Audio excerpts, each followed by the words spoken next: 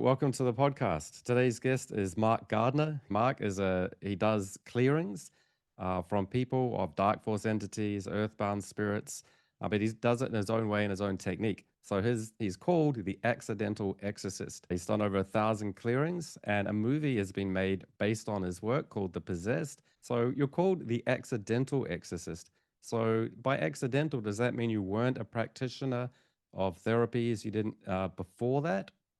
No, I was actually involved in an exorcism on myself. I went to see a pranic healer, and a Yeah. pranic healer is basically the kind of stuff that we do, except for the physical manifestations of injuries. A pranic healer, it's thousands of years old. This modality, it's like qigong, and qigong's from China, and pranic healing's from India. So then the practitioner basically pulls out the bad energy, gets rid of the bad energy, and he puts good energy back in to the space. And I met one guy who was so good. I saw him pulling people out of wheelchairs and curing cancer, and they almost put him in jail because he was curing cancer. Go figure that. Anyway, I went to see him about a sore neck that I had. It was about 15 years ago. My best friend had died of cancer about 2 years before that, and it was very, very hard. Very hard time. And I was drinking quite a bit of alcohol at the time. I was very depressed and stressed. And while he was doing the healing of my neck, my face twitched. And his assistant said, "Oh, Georgie's face twitched." And George kept going. He kept doing the thing with his waving his hands around. And my face twitched again. And his assistant said, "His face twitched again there, George." Next minute, George is throwing holy water on me, and she's got this cross, and she stuck it on my chest like this. And I go, "What the?" So I didn't believe in any of this stuff at all, Mark, at all. I had no inkling of what this was about. Didn't believe in any of it. Yeah. Next minute, I was completely taken over, and it was just this. I'm screaming, and I've bitten my tongue, and I'm spitting blood at this guy. He's got a white shirt on, and I'm spitting blood all over him. And his assistant never worked in the business again. It terrified her that much. It was that right. It terrified me too, because I had no idea what was going on.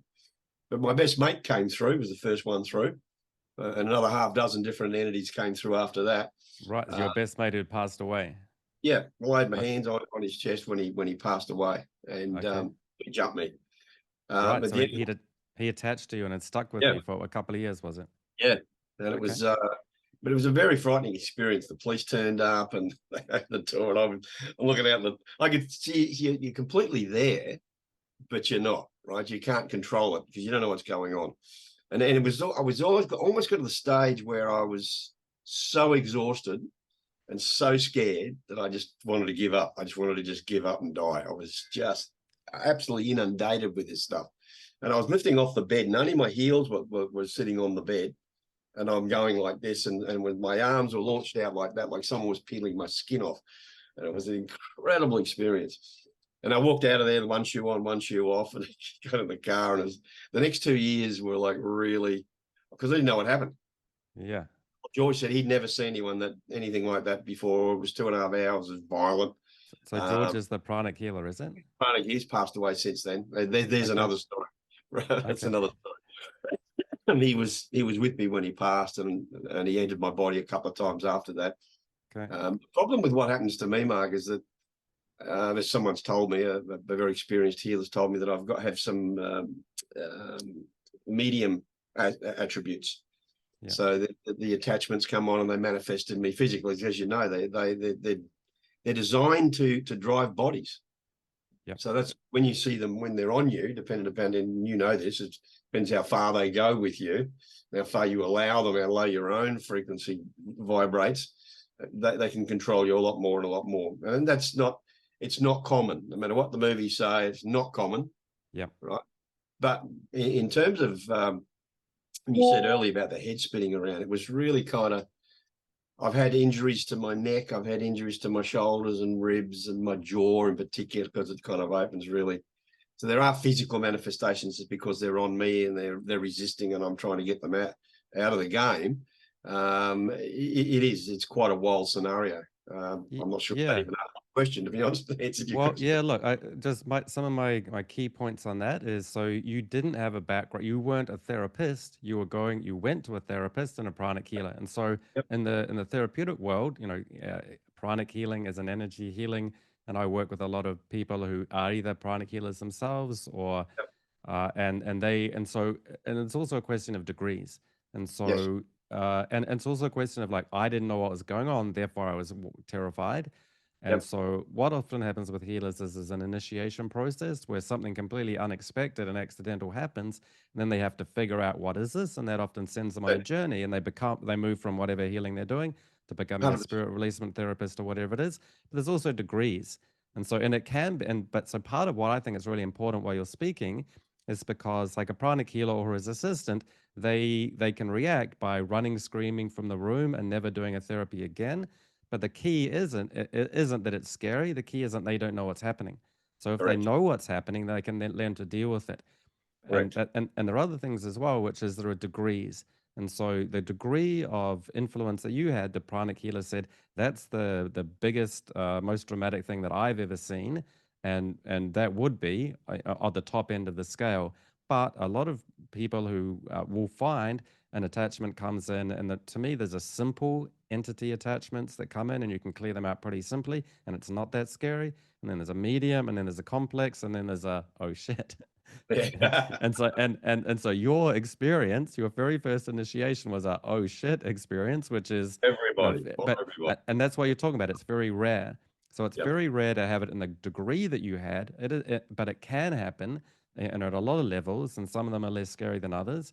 And if you get a warm up where you get some initial things and you just build into your skills, that's one thing. But a lot of times people are thrown at the deep end, and it sounds like that's what happened to you.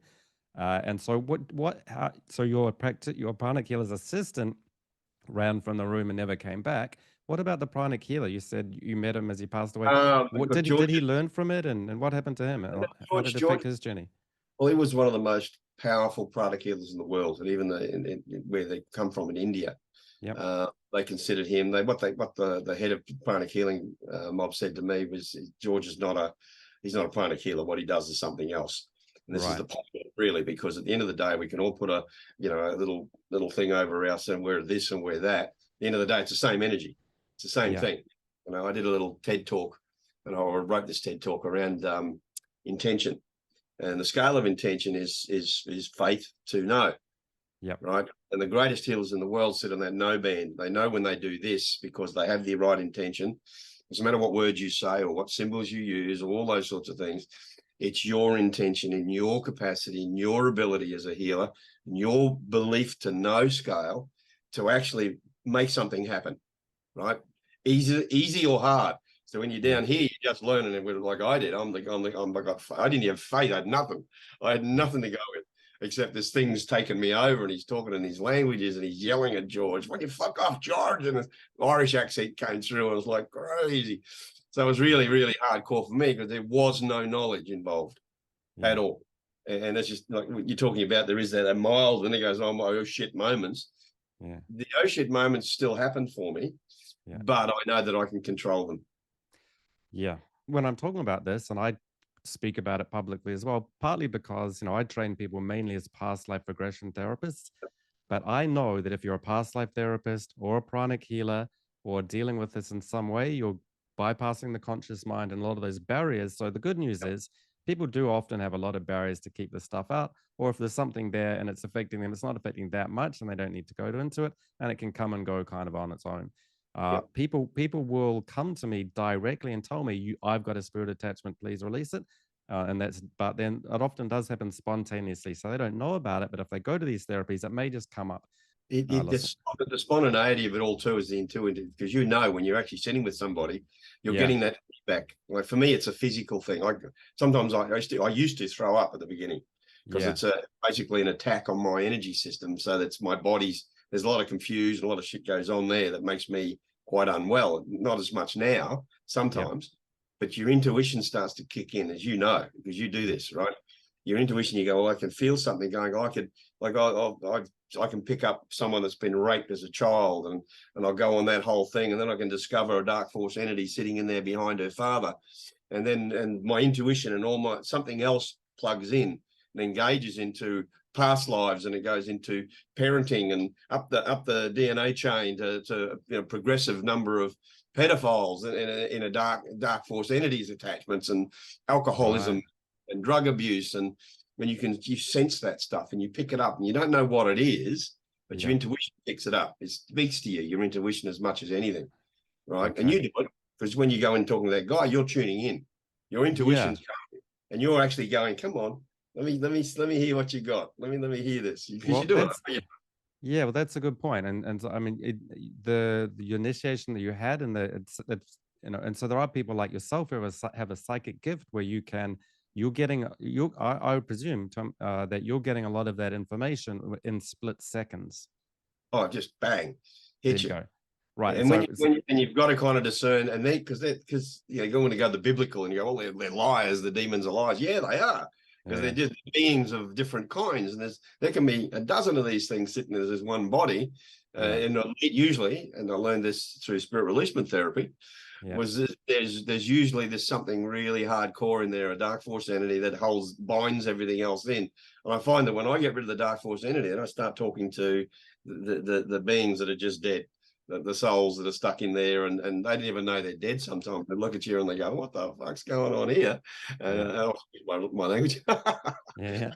It's not a PG rated Well, podcast. like I do say that to people when I train them in SRT. I say, if you don't like swearing, you're out of fucking luck, because Oh, mate, SRT, because it's like if an entity starts swearing and you start blushing and feeling like, oh, this is, you've got to be, if someone says fuck you, fuck off, you're gonna go, okay, I can, what I get is, I'm going to kill you. treat I'm going to fuck you up, and I'm going to, yeah, whatever.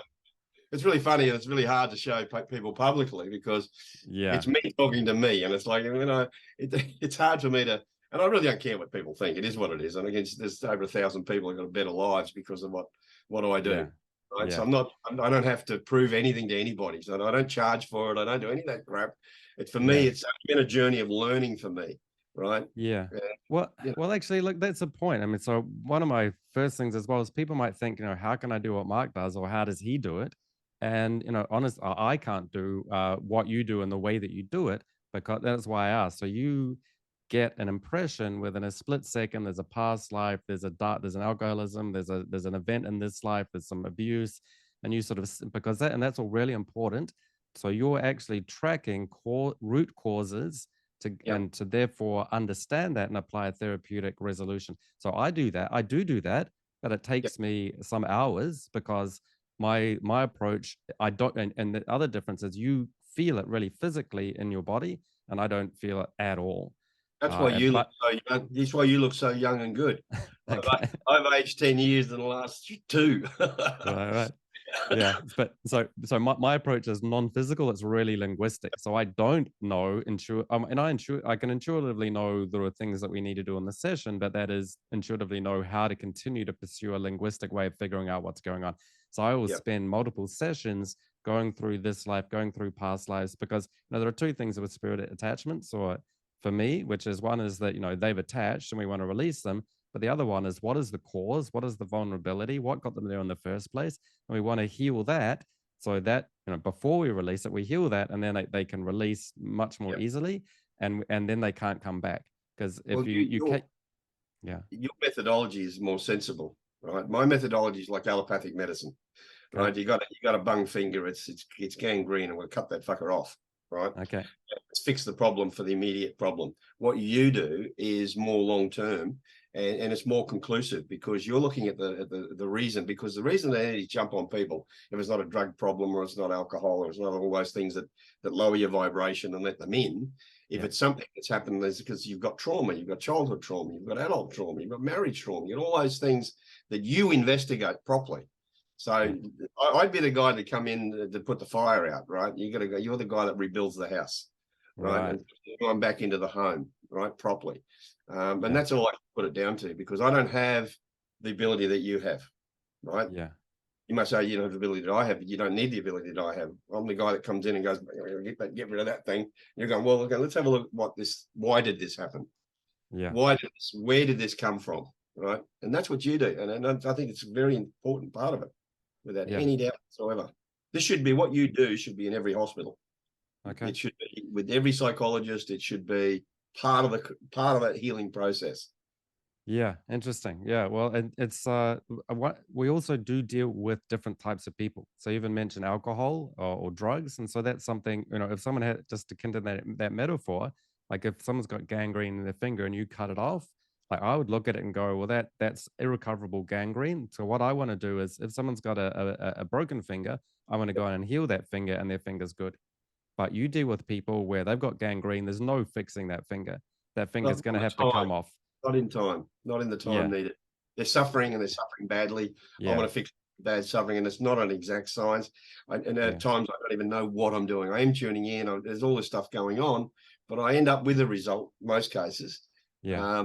But I definitely, I would have put every single one of my people onto you from that time, because it would have, in hindsight, Right. I would have said, well, they need a practitioner, and you go to a psychologist, and it used to be part of the psychology. Psychologists and psychiatrists used to use the spirit releasement stuff back in the day, but I'm sure there's a particular religion that wouldn't have allowed that, because they, it's their job to fix those things. We won't mention it, but But it's also people keep quietly. That's why, you know, being a pranic healer is an acceptable front yeah, for actually being a spirit releasement therapist. They can't call themselves that.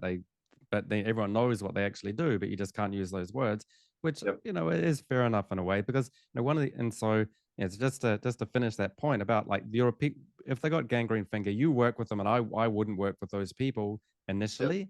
Like for yep, example, if they're drug or you know, so I can help heal, you know, childhood traumas or past life events.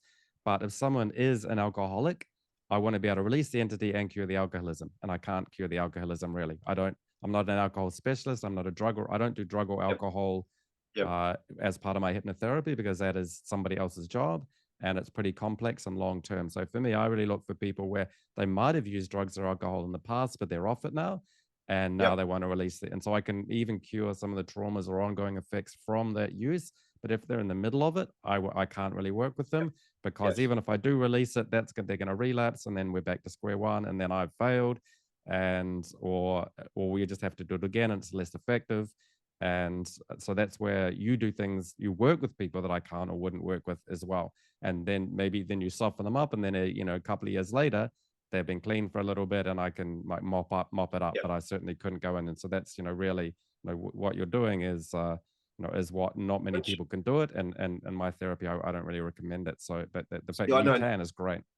But the thing is with you is, and I agree with you, because there is for example, I had an ice addict, this young lady, a really lovely kid, right? And it was really frightening for me, because I knew I could, as soon as I walked in the door, like this thing hit me. I could feel it really dark, and there wasn't one, there was two. So for me, it was kind of like, they go, oh, there's only one. Then no, there's not. There's two. First one literally knocked me unconscious. It was just, I just went out for a second, right? Yeah, And I'm thinking to myself, what am I going to? Because when I walked in there, this kid, her eyes were a different color. She had normal greeny blue eyes, right? Their normal look. But when I walked in there, I don't know if you've ever seen a dead person before, but the eyes sort of sink into the back of the head. yeah, And she's sitting on the chair like this, and the eyes were lime green, right? And I'm going, oh God. It's one of those moments, because yeah, I just didn't want to do it. I absolutely didn't want to do it. But I knew that if I got rid of these guys, the really hard guys, that she'd have a chance to actually think, because you can't think about getting yeah, off the drug. I can't think about anything else, because this thing's now, the vibration's got so long, it's holding onto them, and it's grasping them in that grip. Once you get rid of that, they've actually got a chance of recuperating, because yeah, they're now using their own mind. They're not having the little voice in their head anymore going, oh, well, let's have another drink, you little beauty. It's yeah, they're going, their mind's got a chance. I don't, and a lot of those people that I did that work on never took drugs again, right? yeah, But personally, if they do, I go, well, you're not serious. You need to really consider, because it damages me. It hurts me yeah, physically and mentally in every possible way. And I'm going to yeah, put my body, for nothing, I'm going to put my body on the line, not to big yeah, note myself or be anything, just because you need help. yeah, You need to pull your socks up and go, well, hey, look, I need to really start pulling my head out of my bum and start taking this thing on properly. And then I go in with that, and they don't call me if they get back on the drugs, because they know I won't be angry, but I won't bother. I can't. Right. You have to bother. You have to bother to yourself, right, to do anything about it. So they get back on the drugs, and then the entity gets back in them, and they're like, "Oh, you need to come and clear me again." Yep. And you're like, "Come on, I No, already did that once, and there's a cost to painful. me." So Yeah, yeah, well, exactly. That's the thing for me as well. So I do charge. So I don't like to charge a reasonable amount of money, and then people then think, "Well, I've done my money. I need to do it. I need to do it again." So you're more than reasonable, mate. I know people that yeah, do our work, and they're in that $300 to $500 market for a session. yeah, Some yeah, of those people are really good, but I think yeah. it's got to be fair exchange, and you do. Oh, sure. Yeah, yeah. I give 3 sessions as a minimum, so I don't do one-off sessions, by the way, and like a beginning, middle, and end. And I often do Yep, follow-up where you've got ongoing therapy, so maybe another 3 sessions to deal yep, with the underlying. There's first 3 sessions for the attachments themselves, and yep. then some follow-up so that people don't relapse. But that's a great point. So it's interesting to hear you say that, because the negative side of that is people think it's a little bit like, I quit the grog, but then I get an entity, but then Mark can just clear it from me, so I'm fine. So that means I can get back on the grog again. I And learned that it's like, lesson. and so you're almost facilitating or enabling. And so I love the fact that you say, "Listen, I'm going to do this once, but now it's up to you, and Yep. I'm not going to give you a get out of jail free card." That was a learning lesson. That's a lesson I learned really hard, because after the first so many of those, Yeah, and getting those calls in the middle of the night, I'm going to kill myself, and that would be an ongoing thing. As it is, yeah, I've got hundreds of people that I still stay in touch with as part of the process. It's simply because I like people. I like to hear they're doing well, but when they start to not do well, they're in touch with me again, and I've told them not to be in touch with me again until they pull their head out of their bums and start doing something for themselves. It's getting better. I'm finding getting better at sort of putting those boundaries in, yeah, because you like that, that friend that's there all the time, and then yeah, you start your life being the friend that's there all the time, instead of yeah, trying to bring their discipline in on themselves and yeah, start doing the work for themselves. And yeah, that's where it starts. That's yeah, recovery. Recovery is. And yeah. some of those people haven't been on the grog or drugs either, too, mate. I've had people Sure. that have come out of operations. And it Yeah. happened to me, actually. I had my What? gallbladder removed, and I came to in the middle of the operation, but it wasn't me. I Right. had, and the doctor, the surgeon, said to me the next day, because I looked up, when you wake up in that little room at the outside the surgery where you recover, you wake up, and I've Yeah. got a bunch of nurses and a doctor and an anesthesiologist, and they've all got blood spray on them, and it's me again. And Yeah. because what I've done is I've pulled out all the cameras, because it was a what do you call it? Anyway, 6 cameras in here, and there's another one here, and the one down my throat, and I've pulled it all out, and I'm grabbing everybody, and Yeah. well, I'm in the operating theatre. There was a soul left in there when he died from an operation. Wasn't too happy, so he's going after all the doctors and stuff. So that Right. surgeon said, "Please don't ever call me again." I'd Right. normally get a follow-up. I'd normally do a follow-up, but no, please. I don't ever want to Okay. see you again. True Okay. story. Wow. Okay. So, what interesting distinction. So, what percent of people would you say that you say you've done 1,000 clearings? What percentage of them, alcohol or drugs, are a significant part of what caused their entity attachment? And Uh, 80%, 80. Wow. at least Yeah. 80. Because at the end of the day, that's the drug, and they call spirit for a reason, because Yeah. you got on the alcohol, and I liken it to the human being like a computer system. The Yeah. soul is Yeah. playing a game, and it's driving an avatar inside a computer game, and it has all these, the parameters of a game, or parameters of life, or parameters of Earth in this Yeah. time, in this place, and you're driving that avatar inside that game. But if you get on the drugs, or you get unconscious, or you get the alcohol, you walk away from the keyboard and mouse, Yeah. right? Which means you've actually gone, I'm see ya. That's why people do weird shit when they get too drunk, because it's not them anymore, Yeah. right? Or it's an aspect of them, right? Yeah. But the entities are helping that aspect of them be something else, right? That's a good point. people can be a bit binary, like, I'm possessed and it's not me. But it's a good point, which is like they exacerbate or they latch on to any fears or Yep. exacerbate anything within us as well. It's not purely, oh, it's not my fault, it was something else. But It has to be although an excuse. there's a degree of that, but there's a so 80% have got drug or alcohol users. Are they like drug addicts or alcoholics, or they've just But had you some? got to consider, maybe you got to consider psych drugs. Okay. Like I've seen people on things like Yeah. Prozac, lithium, Yep. and those guys. Things. Look, I'm not against psychiatry or psychology because it has a place, Yep. right? Absolutely has a place. But the pharmaceutical industry has bought in so many drugs now for every kind of thing that's wrong psychologically with everybody, and Yep. then they give these drugs, and and it's the path. Someone who's Yeah. been on the drugs and they've been on them for a year, and they go, "Oh God, I swear by it." But go and Yeah. talk to them 10 years, right? Yeah. I'm not on that drug anymore. I was on it then. I had to take a 500 milligram dose, and then that didn't work. So then they put me on this new drug, and that works. All they're doing is like the computer game, is they're disenfranchising the individual's responsibility. Yeah. To stop saying that that person didn't have trauma or problems, Yeah. right? But the trauma's not being dealt with, Yeah. right? If you need to be on drugs, Yeah. right? So But pathway that science needs to be exacted a little bit better, because it's all gone down the chemistry path where it should be yeah. a quantum path, right? Yeah. Because it's the quantum side of this planet that we don't understand fully. Yeah. That's right. When I try and test on a quantum experiment, the observer changes the outcome. And what's that Yeah. say about the observer? The observer is you and me. Yeah.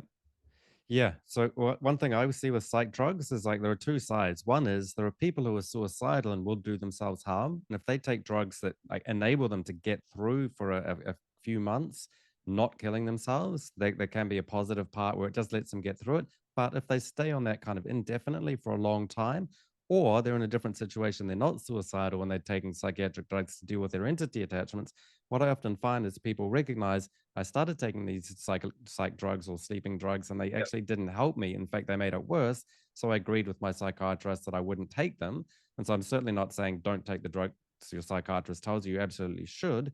But if you notice that they're not helping, and that because they're addressing a chemical issue and it's a spiritual issue, and in consultation with your psychiatrist, you agree that Yes. you don't need to take them because they're actually making you sleep or think worse. And that is, yeah, that's something I see as well. And Yes. so that's a good point. So we've got a number of drugs in play. And so, well, actually, what percentage of people would you say have that as an issue, that are taking, non-recreational drugs?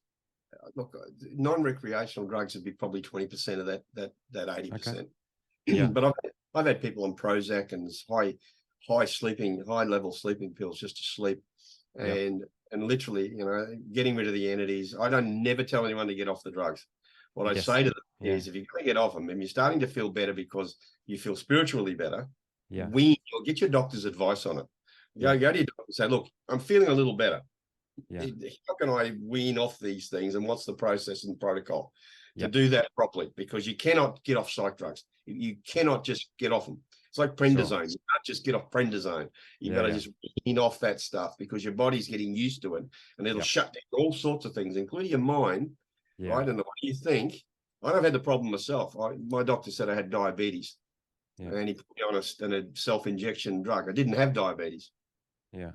After 5 months, I started considering suicide. Yeah. Unbeknownst to me, the drugs, one of the side effects of the drug is anxiety, depression, and suicide. Yeah. And what it did give me, even though it terrified me at the time, doing the work that I do, I actually understood when it's not me. Because I was Yeah. writing this to my daughter and my wife, and I'm going, whoa, whoa, whoa, whoa, whoa, whoa. Hang on a minute. There's something wrong with this. So I properly researched it, told the doctor, and the doctor said, "Nah, you're stupid. There's nothing wrong with it." I made him Google it. Yeah. And there it was. Number third side effect: anxiety, depression, suicide. Yeah. So you got to really look at your meds, and don't just completely trust the doctors. They're Yeah. great people. They want to do the right thing, but Well, have a look at yeah. yourself and understand it properly. And they've tried the psych drugs, and nothing seems to be working, which they can't, because they're spiritually disconnected. They're not connected Yeah. with their higher self, and that's Yeah.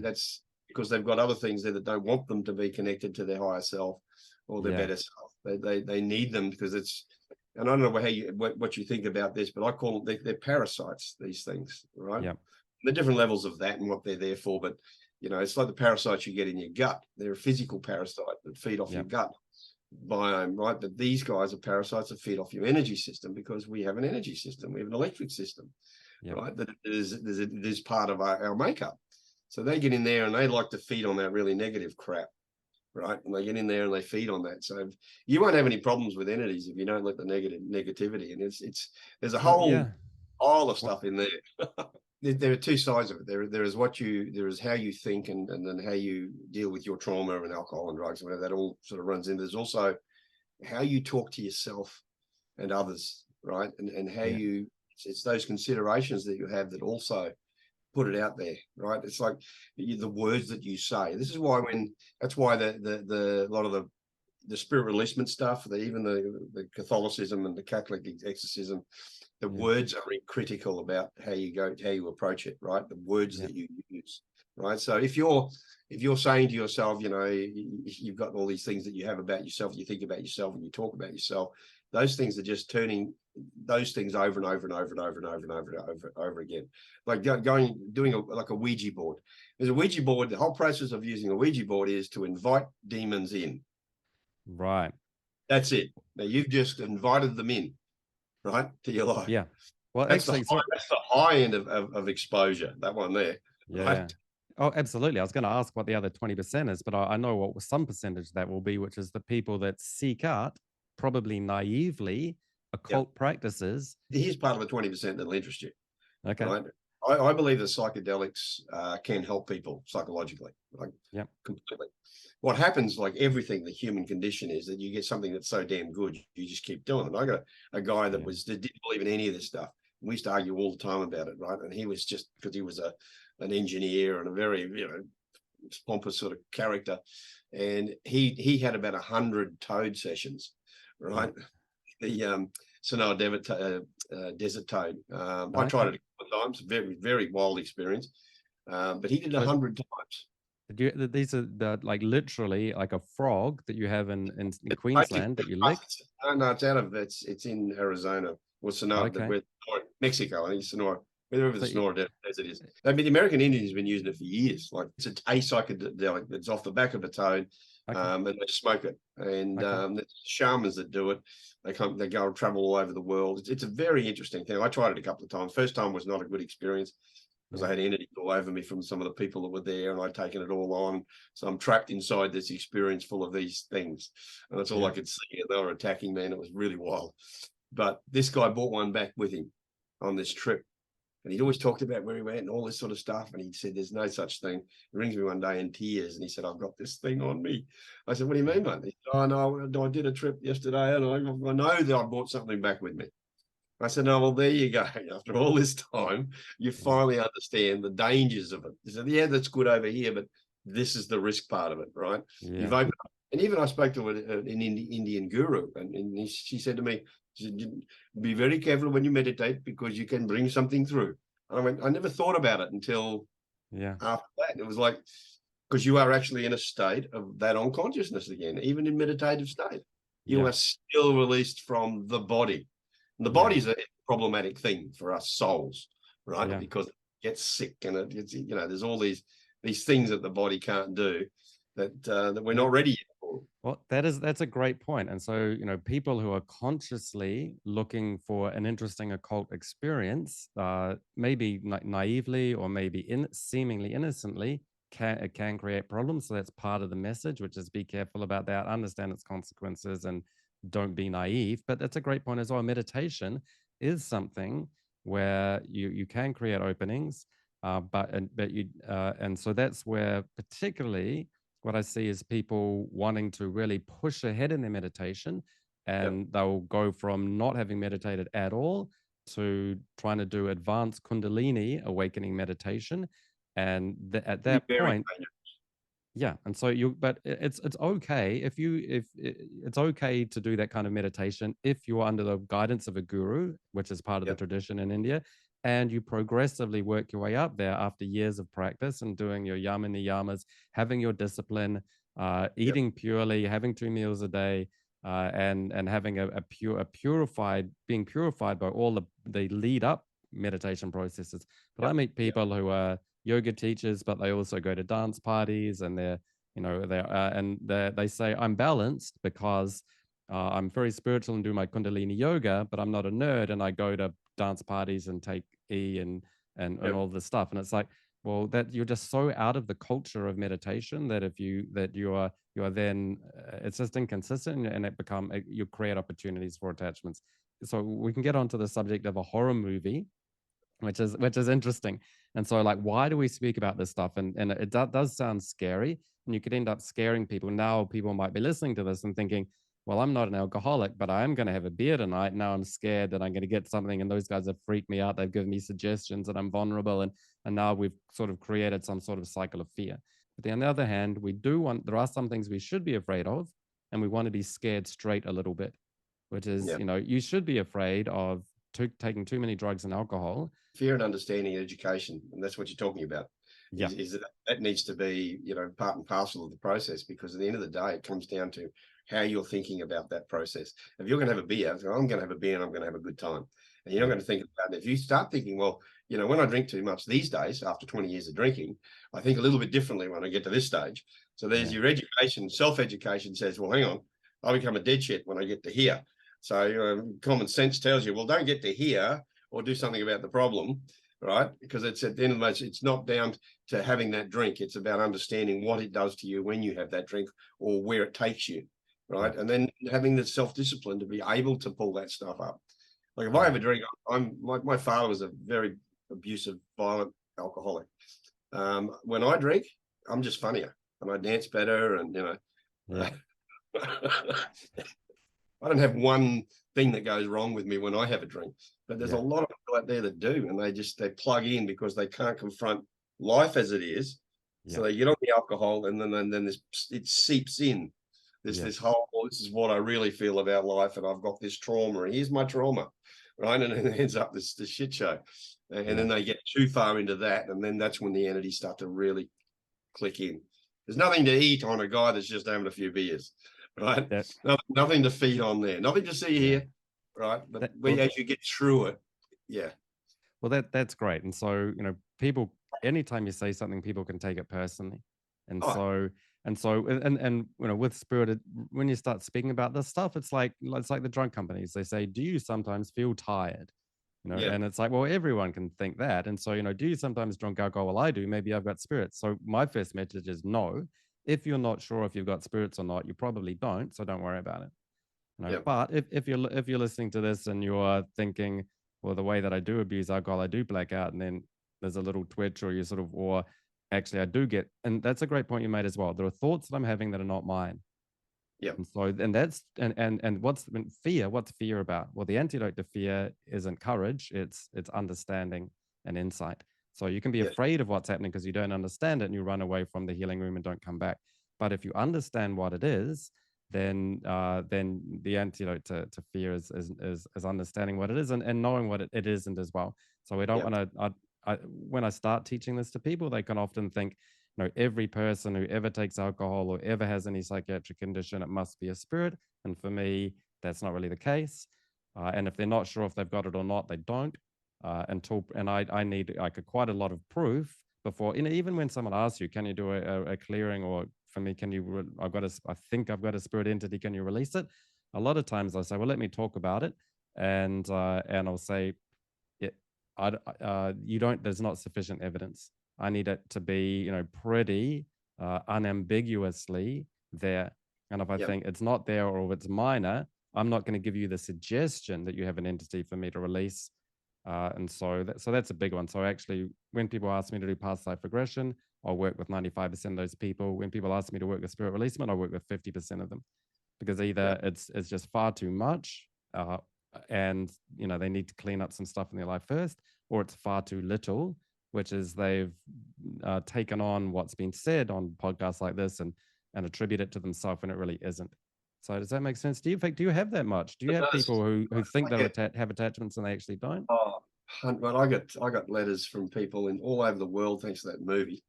Right. An interview I did with a guy, and they tracked me down, thanks to Facebook and bloody LinkedIn and all those sorts of vehicles. And I get witches, and I get all sorts of very strange people And I for a while there, because I got this one lady out of where was she from? Orlando. No, she's from anyway, I got pages and pages of stuff that was happening to her. Yeah. And I got another one that said, then it was similar to what you're doing, and it's like this and it's that. And the truth of it is, it's all the same thing. What's happened with it, maybe an uneducated mind or a mental health issue, or you've got to kind of filter through all those. What's the reason? This is why you do the 50%, right? Is because sometimes, and in a lot of cases, there are mental health issues and trauma, undealt with trauma, and you can't. It takes too long to isolate the problem, and you'll spend, and it just takes so long to help someone. It's that old saying, put the mask on yourself first, and then help everybody else. And I have to say that the hundreds and hundreds of people I've not back, I've communicated with, but I won't tune in. Yeah. Because there's kind of a whole, because I can tune into someone in LA right now. Yeah, right. I've done it. I've done movie stars, I've done big names. I can tune into them immediately. I get a picture of them and I can tune in and I can feel what's going on. And that's, I don't know why, but that's just what the thing is. But that whole let's talk about it thing that you're referring to is the way to go about it, because you can find out, you can waste all of your time finding out this person doesn't like their father. And the father kicked his ass when he was a little boy, and he's got all these things going on. There's trauma there, and there's all that stuff there. So then you went on to have a drink, and then he went on to drink too much, and then he went on to do things that made him feel guilty. And guilt is one of the worst things in the world to create bad energy in your own system, because you're going to get someone who's shouting at you. 9 times out of 10, they've done something to you. Right. This is the biggest problem in a marriage, is two people cheating on each other or lying to each other or doing something to each other, because you can't live, underneath someone's watch for 20 years and not do something wrong to them. But that little bit of knowledge that's missing is, I've done something wrong to you and this is what it was. Right. Fixes all of that. Honesty, truth and love. Right. They're the things that fix all of those things. But I get a lot of people that come back that aren't able to do that. They can't have a conversation that fixes anything, because they've gone so far down the rabbit hole with this, right, that they have their own ingrained beliefs and aren't willing to listen to the potential that they might be part of the problem. Exactly. And so oftentimes they may have a spirit attachment, but that's the least of the problems. Well, that's just jump in on the side and gets in place and goes, well, whisper. Exactly. But you're the boss. You know what's going on. I'll just suggest things to you, right? Exactly. So like, exactly. Yeah. 20% of their problem could be the attachment, but 80% of it is unhealed, unhealthy relationships, past life attachment, something from early childhood, something recently with the partner, and you have to heal all of those 4 things, and then you can heal the 5th thing. But if people don't want to heal the first 4, I can't. What's that? But sometimes they don't even know what that is. They don't even know what that problem is. And it's like, no, they're blind to their first 4 problems and want you to clear the 5th one. I'm like, well, I have to help you with the first 4 before I can get to the 5th one. They're like, well, and they don't realize it. I think that psychologists are overwhelmed with that sort of work. I mean, you try and get a hold of a psychologist here on the Gold Coast, and it's like, you can't get one, well, not a good one, and they're usually $300 to $500 an hour, right? So to get that kind of help, the common folk are struggling, because they well, okay, I can't fix this thing. I can't afford a psychologist. I can't afford a doctor. I'm going to have to go and just keep doing what I'm doing. I'm going to keep drinking and pretending that it doesn't exist, the problem. Right. So there's got to be some way, and it is just education. It's the simplicity of understanding your inner strength and your inner power. And that's what we've got to be working on as practitioners, is working on that stuff. I'm a muggler, you're a practitioner, but in helping those people do simple things, like try and get happy, right? Yeah. Change your self-talk, do a journal every single day, do those little things, which will make your job a lot easier, because they'll start to get to understand themselves and they'll have the right answers when you ask the questions. Right? That's the key to it. 15 years you've been doing it. You ramped it up 7 or 8 years ago. And where are you at with it now? Like in the last year or two, are you sort of moving back from it, or you, and how are you dealing with people that approach you? Because actually, so one thing was that came out, like, you don't charge for it, and you sort of just do it on word of mouth. So you don't have a website, and you don't offer your services. It's just somehow people find you. through, Well, and not which just is nice, through a karmic connection. I So, actually, I actually heal a lot of healers okay. because they don't understand Yeah. the process, right? So they're in there and they're releasing themselves, because the second meaning of healing is intention, right? That's the second. Healing intention is healing, right? So these guys are coming in with an intention to heal somebody, right? So what happens is they open themselves up Yeah. at that point. And if they don't actually clear themselves, or they don't have a process as they go through to get rid of the negative energy, because the problem is that people get this idea that there's the physical body, and then there's this electric body, and then Yeah. perhaps soul, right? But they're all in it together, mind, body, and soul, right? They're all in it, right, together. So physiologically, you can be unwell because of something that could be happening to you spiritually, right? Or a thought that you've had, or you've created this idea of something, and you brought it into the matter, energy, space, and time world by your creation, right? Because we are creators. All of us are creators. Anyone can do what we do, right? And that's that learning from faith to know kind of thing, right? Yeah. Anyone can do it. So people come to me now that I only get to the stage now with the healers where I'd love to work in that space more than I would with just the general public. Is Okay. working in with people that want to go out there and do it in the healing space, but let them understand there's a whole prerequisite of getting to the point of where I've got to do it. Because the allopathic style of what I do is painful and it's killing me, literally. Mm. Right. So at the end of the day, what I do is not a good thing. It's not a good methodology. What you do is a good methodology because you've got some self-protection in there for you. You look after yourself. You only take 50%. I'll take anybody. I go, hey, you got some shit going on. I'll fix it for you. You do that for 15 years, you end up looking like this. I'm only 23. That's gonna. How old are you, Mark? 62. 62. There you go. Can people reach out to you? They can reach out to me, and they do. And I don't Okay. sort of knock anybody back. I don't not talk to anybody. Okay. I want to do it in a way where I can help people more quickly find love of self. So there's a whole non-exorcism thing that I want to do with people to get them to Yeah. find, why they should love themselves. I remember I Yep. cleared this publicist in America, and she was molested as a child, and Yep. intuition told me I got her off thing. I pushed her up against the mirror. And I said, "Look at that little girl. Tell that little girl Yeah. that you left all that time ago that you still love her." Yeah. And she lay on the ground and just sobbed her heart out and sobbed and sobbed and sobbed. And that is the key to it, is that ability to love yourself. Yep. Right? And even love your enemies. I mean, it sounds really weird. It sounds strange, but that's how I got through some of the darkest times of my life when I was being fully attacked and didn't know anything about it. Yeah. I just went, I Yeah. love you. I love you. I love you. I love you, That, in the face of it. And it changed. It changed because I used the word love, and that's all I had, because I had no knowledge of it. That's all I did. yeah. Right. Well, that's beautiful. That's another kind of antidote to fear. Understanding what it Love is, but then, love. yeah, rather than bringing an aggressive, combative part, if there can be a loving part, but it's also like I even when we're talking about people have this issue because drugs or alcohol, and there may be an element people could interpret that as, oh, you're blaming people, or you're looking down on or criticizing, or have a negative view to people who take drugs or alcohol.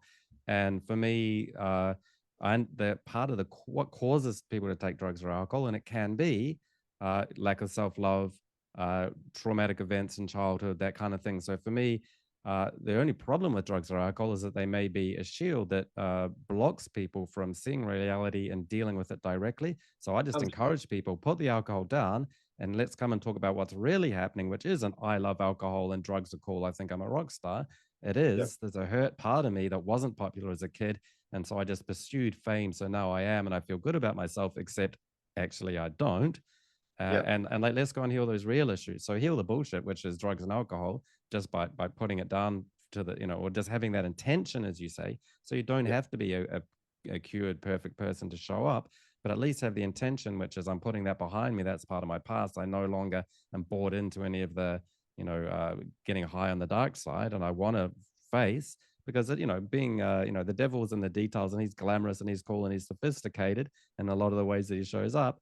and having to, face the childhood traumas that I don't want to deal with isn't that sexy. But Yeah. it is the weight of peace and feeling good. Sometimes not timely. Sometimes you're having to deal with that stuff's not timely. But drugs and Yes, alcohol yes, are a symptom of something far greater. yes. And these guys feed off that symptom they feel off and you'll find that when I go into a public bar, I can feel them. But they're alcoholics everywhere, dead ones. And Yeah. they're there because that's where they used to be. I mean, that's an interesting point that you raised. So this is actually why I even talk about it in the first place, because I start off wanting to talk about you have a spirit guide, you have a past life. In that past life, you die and pass over. When you do that, your spirit guide assists you in dying. It takes you to between lives.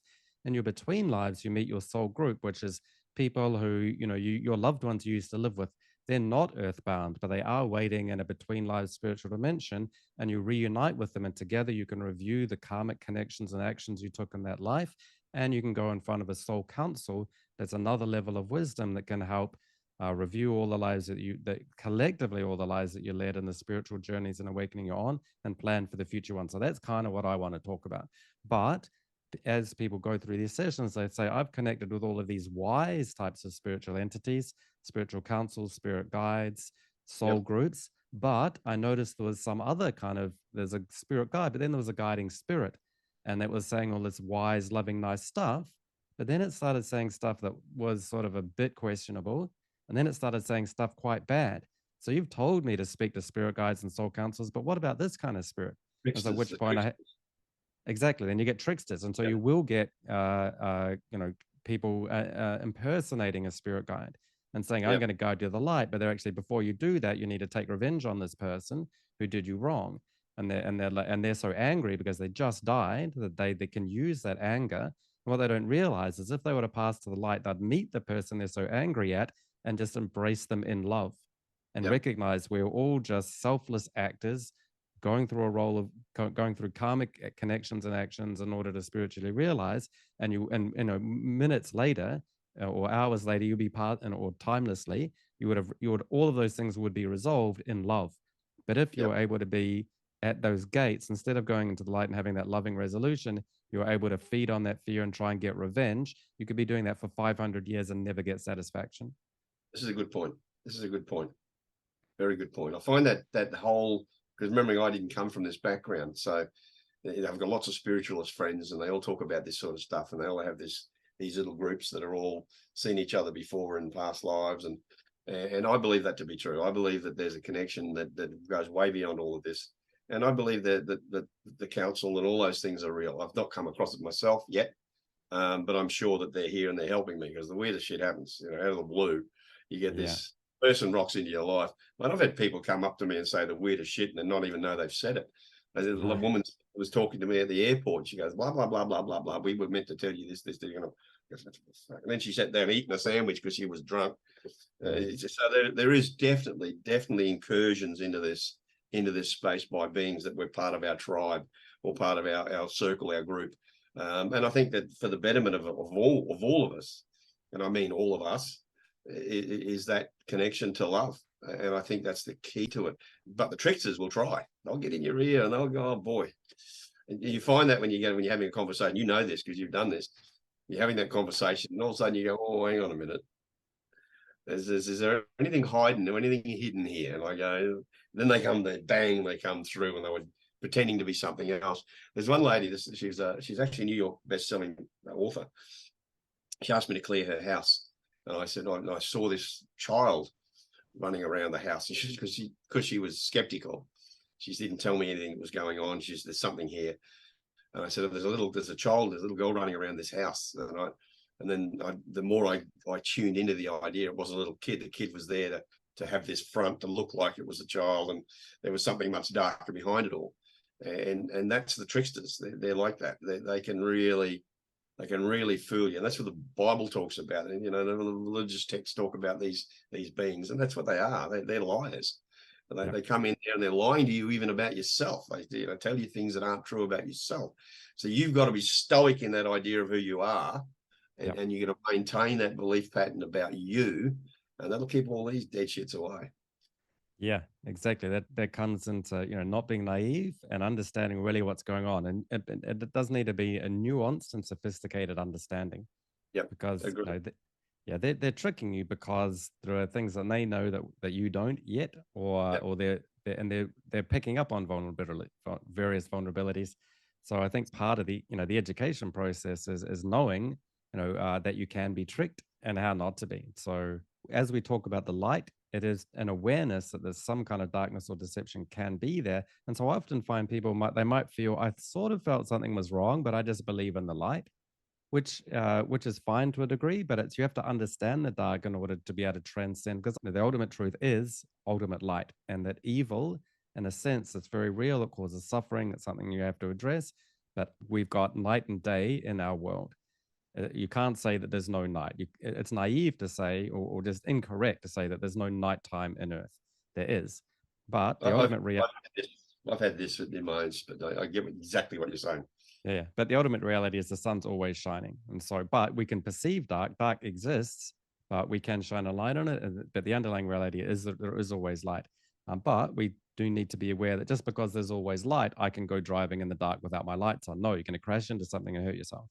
And Yes. and and the other part is, like, we're talking about, there are dark force entities, but as a counter to that, dark force entities came and told me to F off and growled and everything. But as a counter to that, there are light energies. And so, spirit guides can help and assist people. People can come through and say horrible things to you as you're clearing them, but people can come through and say beautiful, loving things as well. So do you work specifically? Do you have spirit guides that you work with? When I first started, I did, and there was a shaman, come American Indian style. When I did that toad session, I Yeah. came through, and there was the shaman was playing an American Indian song. I knew all the words, and Okay. it was in a language, and it was about the white buffalo and come to save the people and stuff. And so there is that, and I don't panic as much as I used to, because it used to be really scary, and I'd Yeah. ask for help. Now I kind of I don't I'm now only dealing with the darkness. But what comes through to me though is what, because you brought that up, and it's a great thing to bring up.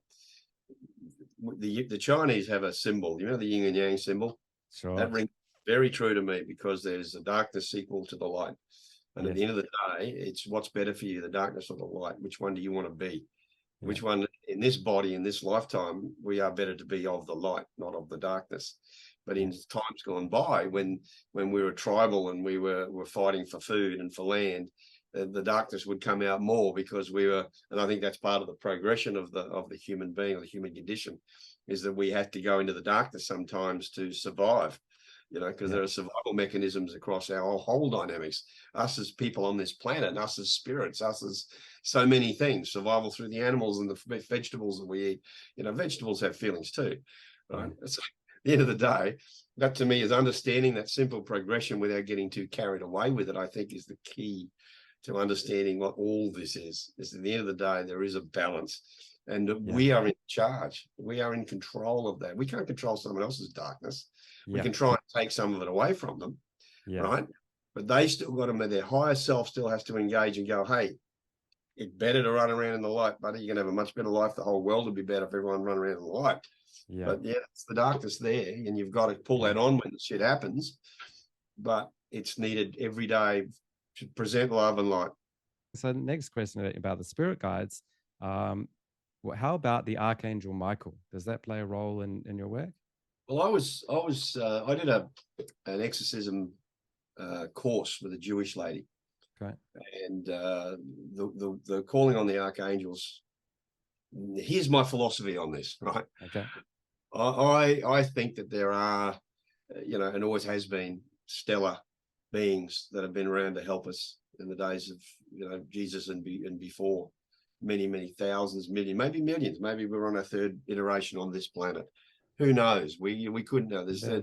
If you don't believe there's another, that aliens exist, there's something wrong with you, because in a universe of maxi universes with a billion universes inside each one of them, that we could think we could be alone in this planet. Just a whole, crazy idea. The archangels to me are a vibration. They're a frequency. Yeah. And for example, I did a French couple came over to see me, and this guy was truly possessed. He was full blown. He was on his all fours, barking like a dog and spitting blood everywhere. And it was like, whoa, it was creepy as fuck. Took me a few sessions to get on top of that one. But he was a Muslim. Okay. And I couldn't work it out, right? I couldn't work it out in the first 2 sessions. And then I spoke to his girlfriend and said, look, what's because normally I get into the religious beliefs and the mental health, but these kids look so clean and so young and so vibrant. And then he turned into this thing as soon as I started to get right down to it. And it attached itself to me. And then it went back onto him, and then attached itself to me, and then went back to him again. And then they say, you're trying, but you're not going to win this. Da, da, da, da. And when I found out he was a Muslim, I had to look into what the belief patterns were and what the words were. Yeah. Right. They used in what were the symbols, what were the belief patterns. And the third time I used some of those words and some of those things that were relevant to that particular course, the religion.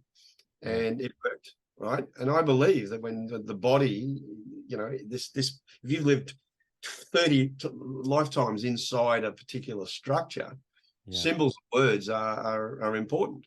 So absolutely.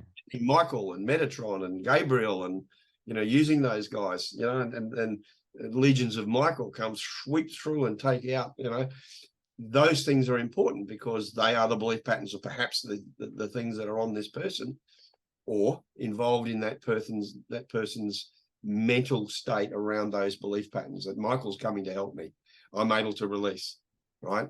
Metatron's able to hear, he can help me get rid of that.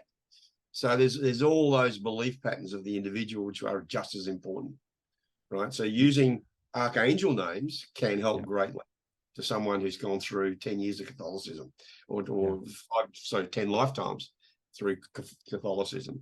They believe in those symbols and use them. For me, I believe that, yes, I think these beings are real. They have different formats and manifestations.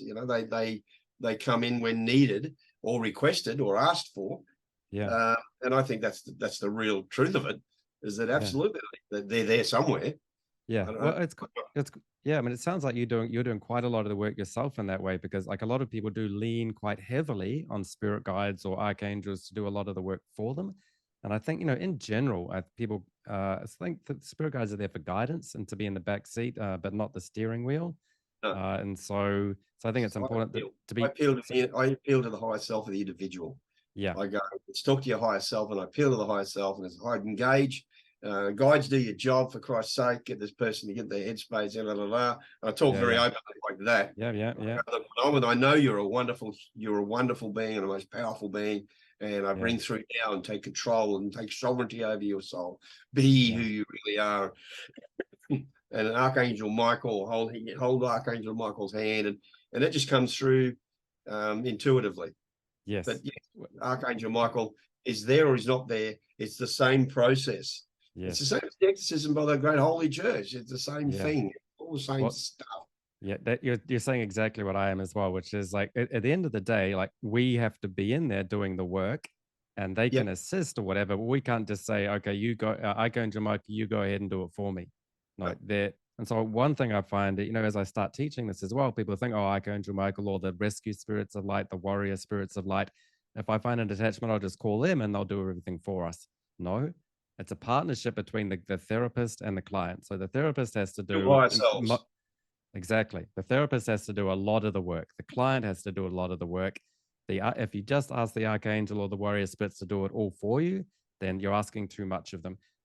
You will get away with that if it's a simple thing. You can do that, and you can think, "Oh, I just get them to do everything for me."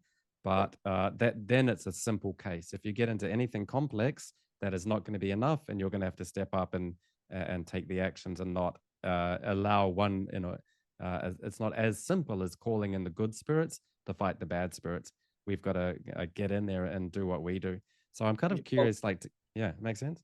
Well, yeah, but you also got the underlying, this is one of the things around intention, right? Because there's certain words, and I say sometimes if I haven't said the right words, consider them said, because my intention. My intention is to help this person get sovereignty back, right? So those words are important, right? How you filter through those, because underlying under those words, after remember that scale of faith to knowledge is those knowing what those words mean with an intention. So in other words, you say this thing, and as you get more and more experience, your intention and your underlying vibration and power of intention grows inside that word, or those sayings, or those meanings. So you say those words, but the intention underlying it is from experience, right? And then Michael might be there, and he might be, well, I know what you're talking about now, brother. Let's get onto this shit here. Let's go there. And it all starts to move like a dance, and you start to flow through that. And the hard bit is when you're getting into that really ugly stuff, when they're really angry at you, is not to feel resentful and angry, is to still maintain attachment to the higher self and to God, to the love, to the whole process of actually wanting an outcome of love, and help this person feel that love and be part of it, right? Be part of that vibration. That's the most important one. Absolutely, yeah. If it was as simple as calling in the Archangel or getting their spirit guide to help, it would have been, they wouldn't be in this situation. They would have already helped and cleared them. I know lots of people that pray every day and ask for Archangel Michael, but the word is, this is the main point that I want to make on this, is you can pray all day, every day, but if they're pure of heart, you must be pure of heart and have real intention in your needs and your desires on this. You've got to really mean it, right? And that's why one person can get up in the morning and go and do a scripted, I'm going to make $1 million today, right? And because the underlying intention or emotion, because of trauma, failure, and all those other things, they end up going, then what they're actually saying is, I'm going to get up and I'm going to fuck it all up again, and I'm going to lose all my money, and fuck it. Why am I bothering? But they're going, I'm going to make $1 million today. But what they're meaning and their intention is to fail. Because they don't have pure of heart in that intention. That's the whole, that's the secret behind the secret. Is that pure intention, right? That pure postulate of commitment. And that's the only way for people to keep the shit off them too, is that pure heart. Yeah, it's interesting as well. It's like there are people who do things in this life. It's like either behaviors I need to stop, like alcohol, drugs, or occult practices that are causative to this. But there are people who have not really done anything that they can remember in this life. And so what I find is there can be they've been pretty pure in intention, but there are some past life connections that create little vulnerabilities. It's just enough of a hook for something to jump in. So again, there's no sense of necessarily blame or you've done this because it's your fault or anything, or there's some problem. People can innocently find these kind of things come up. But another part of it is just that really that sovereignty isn't necessarily I've got to call in another entity like the Archangel to save me from this other entity, which is a dark force. Because in a way, you're sort of almost like looking at something external to fix it for you.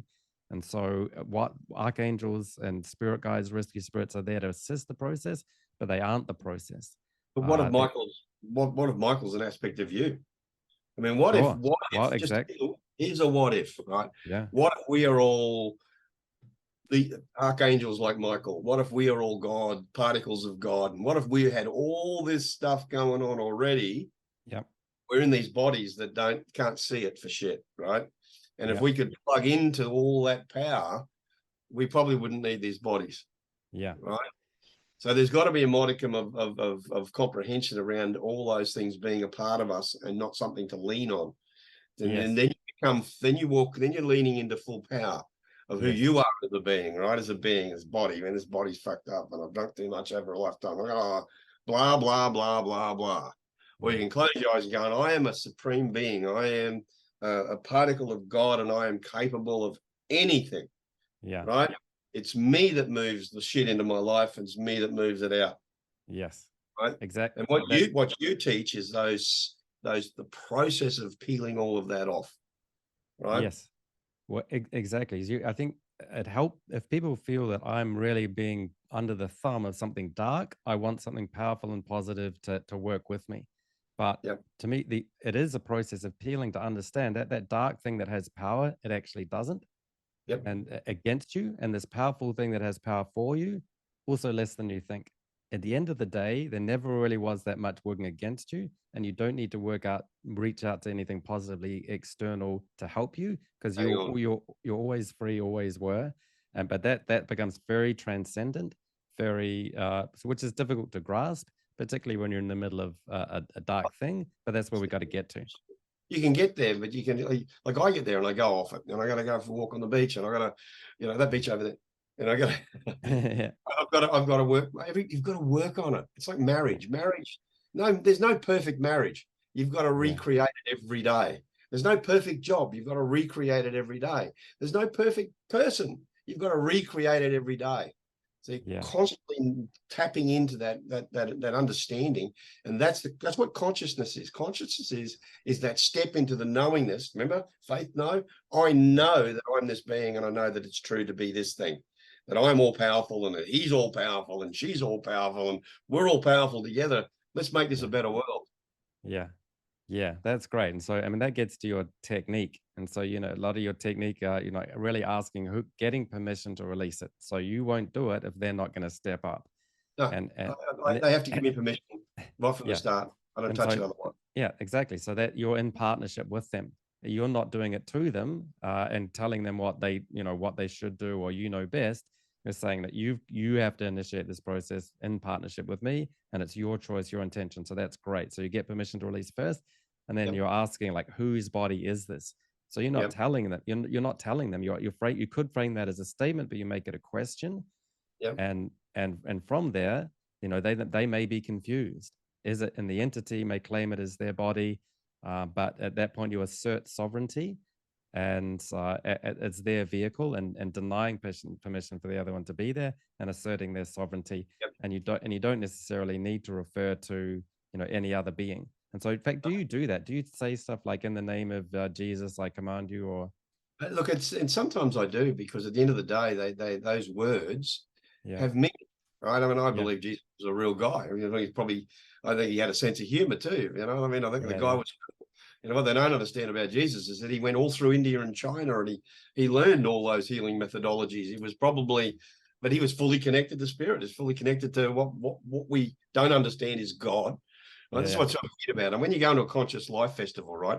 You walk in the door and there's 500 stalls, and I see this 500 groups of people that are all believing in the same thing, but to make money, they've got to call it something else and dress it up. And this is what religion is to me. It's all the same stuff. It's all the same being.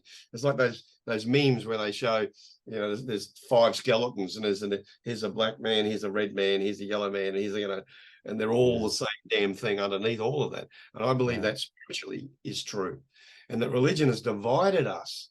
It divided our strength and our power to connect to God, for want of a better term, right? They divided us because they had to survive. It's a mechanism that they use to survive. Some truth in every religion. There is. There has to be.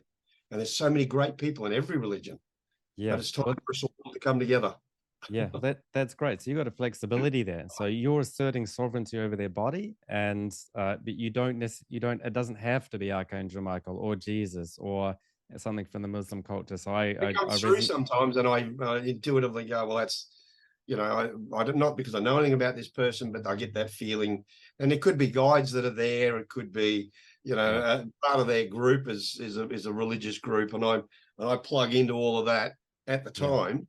And I'll change that. Sometimes I just rip into them. And when there's a really hard one, a really bad one, and these things are going, I'm going to kill you and shit like that. And I'm going, you're not killing anything here today. And I send you away with love. And I open my arms. And it's almost like if you go up to a really redneck guy and you give him a big kiss on the lips, that if he doesn't punch your face out, that when you and when you approach a really dark force entity with, come on, man, you're not going to fuck around with this. This is not your body. Why don't you piss off and let us all go home, right? And it's like a little kid that you hold them long enough in that loving space, they stop squirming and they go, and they're gone, right? Yeah. But that's an expressive my way of expressing it. Yeah, no, that makes sense. And so you can use some religious figures, and I'll do the same thing. Sometimes I will connect with Archangel Michael, sometimes not. Sometimes with Jesus, sometimes not, and bring that in. And it is a little bit according to their beliefs, but sometimes whether or not they believe in it or have any Christians, sometimes it'll feel like an appropriate thing to say, or they'll bring it up, or there'll be something like that. But the key thing is, like, it's not like if you don't say that, it doesn't work. Yep. There's a flexibility there. We're coming at it from a different way, but the entities and the things that we're finding really are the same, and we're Yep. just matching on so many things. So that's great. Yeah, but for now, thanks so much for coming on the podcast. It's been very entertaining, very interesting, and very educational from the messages you're sending. So yeah, thanks a lot for the work that you've been doing and helping those thousands of people and communicating now. I think it's really helpful as well. So yeah, thanks so much. Mate, I appreciate the work that you do, because it's people like you that get that message out there, and you do the hard work. I'm just a nobody doing my thing. You're actually educating people. I'm not educating anybody. So at the end of the day, what you do is critical, because you might come across another 10 me, and that can actually do a lot more than what I'm trying to do. And so keep up the good work, mate.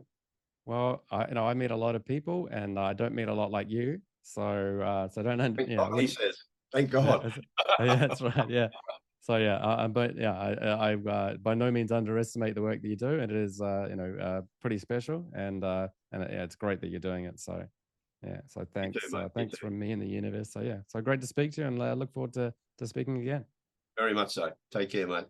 Cheers, mate.